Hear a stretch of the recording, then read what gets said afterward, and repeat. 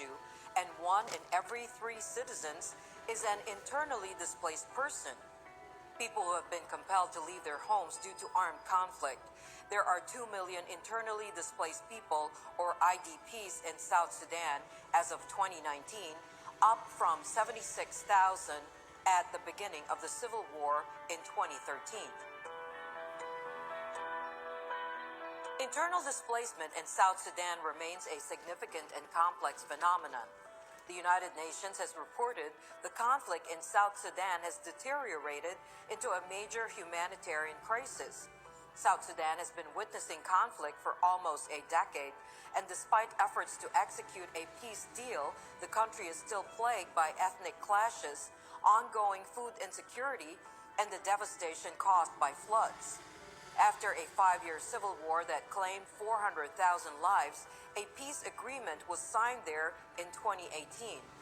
However, sporadic clashes between rival groups, mostly of ethnic lines, are hampering its implementation. South Sudan's ethnic diversity is inherent, with more than 60 distinct ethnic groups.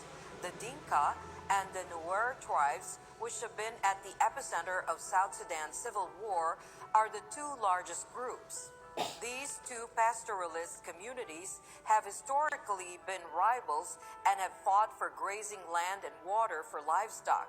People have been compelled to relocate to other locations in pursuit of better living conditions due to ethnic cleansing by the Dinka-dominated administration, lack of security brought on by the conflict between the rebels and the SPLA, or the Sudanese People's Liberation Army, lack of economic prospects, and natural calamities.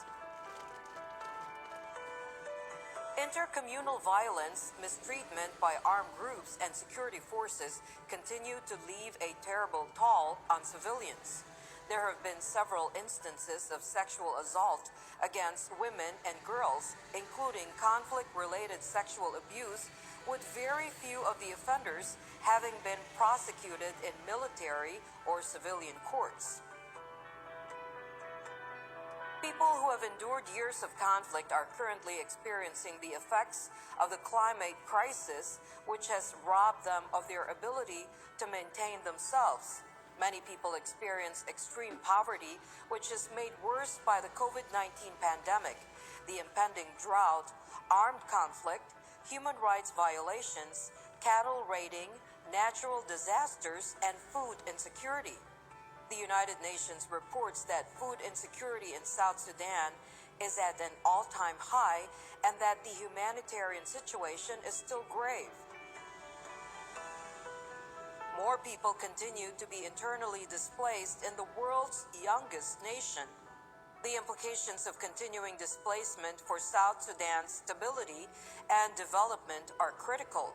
The displacement in the nation is anticipated to continue until a lasting political solution is found.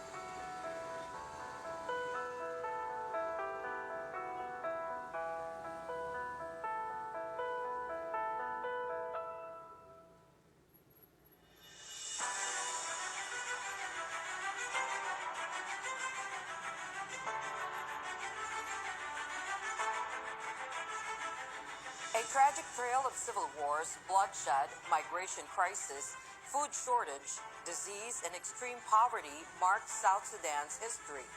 It is the story of years of insecurity, human rights abuses, and marginalization.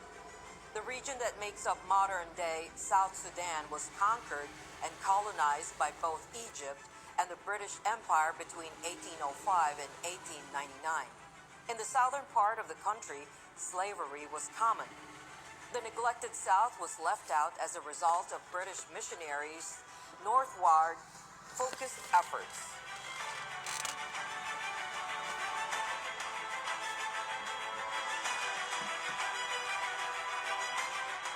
Between 1955 and 1972, the First Sudanese Civil War broke out with the aim of establishing the South as an independent state.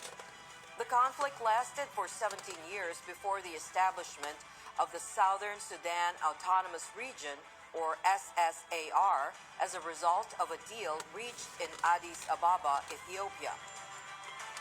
President Jafar Nimairi of Sudan dissolved the Christian-dominated SSAR and declared the nation an Islamic state in 1983.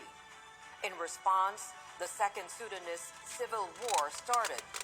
More South Sudanese died as a result of internal strife, notably the horrific Boer massacre in 1991 and the ensuing famine that killed an estimated 27,000 people. The Civil War, which lasted 22 years, was the longest in African history.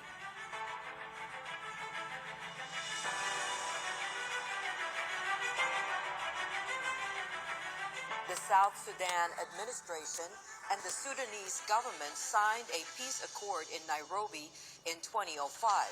South Sudanese politician Salva Kiir Mayardit was named vice president of both Sudan and Southern Sudan upon the death of the vice president of Sudan, John Garang.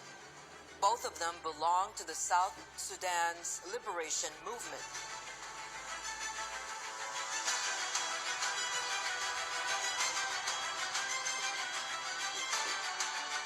South Sudan declared independence on July 9, 2011, after a referendum in January of that year found that 98.83% of the population supported independence.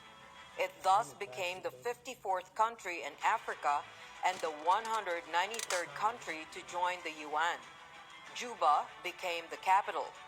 2 years after becoming an independent state, there was a political tug-of-war between President Kiir and former deputy Riek Machar. Kiir accused Machar and 10 other leaders of plotting to overthrow him in a coup. This ignited a civil war. By March 2014, 800,000 South Sudanese had been internally displaced within this fragile nation, making up the 1 million people who had been compelled to flee their homes due to conflict. This forced migration also resulted in food shortages and rising disease rates.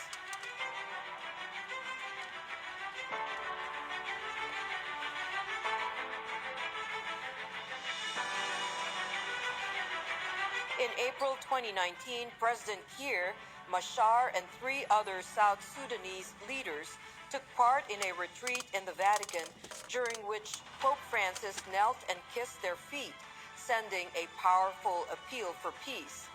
This symbolic gesture of the Holy Father resulted in Kiir forgiving his bête noire Machar and agreeing to a peace treaty on February 20, 2020.